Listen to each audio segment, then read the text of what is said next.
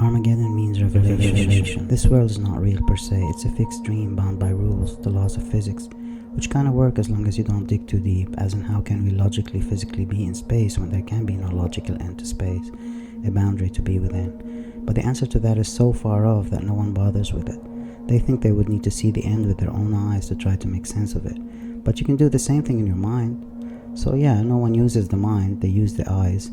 And then they are also distracted by life, money, and stuff. Anyhow, when you wake, you metaphorically look back at the world as if it were a dream. It looks so small, and in mind, all evolution, which is now only really an idea, happens so quick.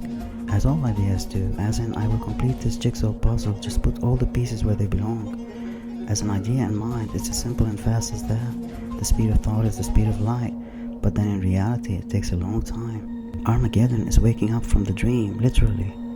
It's the experience understanding of how the core works, which shows you that nothing is solid, nothing is real, only mind, consciousness is real.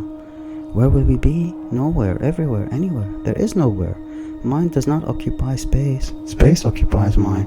This then brings about the kingdom, the new earth and the new beginning. You see, life is an equation, with the equation being all the ways in which the conscious may play out, manifest, and that equation begins with a premise, which we have now all but completed.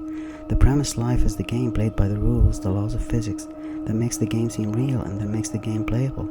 So now we have a premise or format. You see, if there were no rules, then no one could interact. The game can be seen as a common language.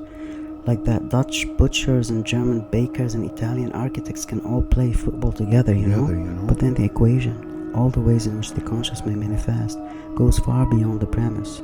Therefore, the kingdom is a relaxation of the rules to then change the experience, change the nature of the game. If there were no premise, then what would you do in the kingdom?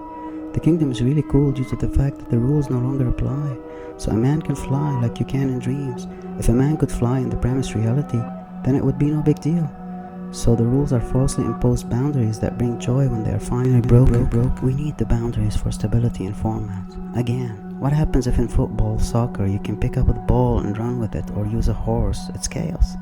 In the kingdom, you may enjoy a coffee with friends, knowing that the coffee is unreal as the body you're pouring it into. But it makes sense, because it made sense in life, in the game.